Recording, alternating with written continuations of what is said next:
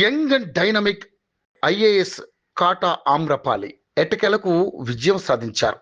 తెలుగు రాష్ట్రాల విభజన నేపథ్యంలో ఏపీ కేడర్కు ఆమ్రపాలిని కేంద్రం కేటాయించగా ఏపీకి వెళ్లేందుకు ఆమె ససేమిరా అన్నారు.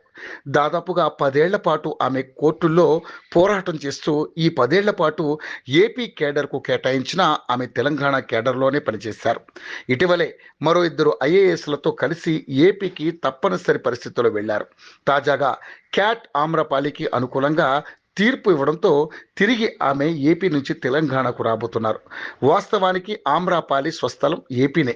నెల్లూరు జిల్లాకు చెందిన ఆమె ఫ్యామిలీ చాలా కాలం క్రితం విశాఖకు మారిపోయింది. ఐఏఎస్కు ఎంపిక అయిన సమయంలోనూ ఆమె ఫ్యామిలీ విశాఖలోనే ఉంది. ఈ క్రమంలోనే ఆమె ఏపీ క్యాడర్నే ఎంచుకున్నారు.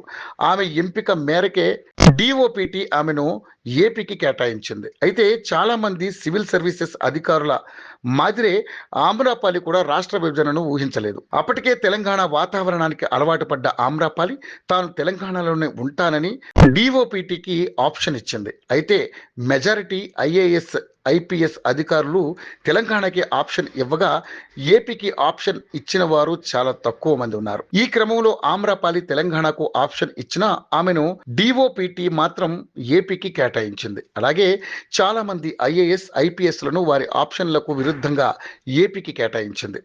డిఓపిటి నిర్ణయాన్ని చాలా మంది అంగీకరిస్తే ఆమ్రపాలి లాంటి వాళ్ళు మాత్రం న్యాయ పోరాటం మొదలుపెట్టారు. సెంట్రల్ అడ్మినిస్ట్రేటివ్ ట్రిబ్యునల్ను ఆశ్రయించారు.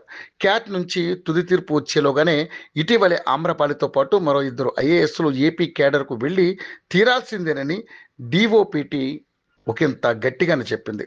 అంతేకాకుండా తెలంగాణ నుంచి రిలీవ్ అయ్యి ఏపీ కేడర్లో జాయిన్ అయ్యేందుకు వారికి ఓ గడువును కూడా నిర్దేశించింది. దీంతో చేసేది లేక ఆమ్రపాలి సహా ముగ్గురు ఏపీ కేడర్కు వెళ్లారు. ఏపీకి వెళ్లినంతనే ఆమ్రపాలికి టూరిజం కార్యదర్శిగా మంచి పోస్టే దక్కింది. అయితే తాజాగా తుది తీర్పు వెలువరిస్తూ ఆమ్రపాలిని తెలంగాణ కేడర్కే కేటాయించింది. దీంతో త్వరలోనే ఆమె ఏపీ కేడర్ నుంచి తెలంగాణ కేడర్కు మారనున్నారు.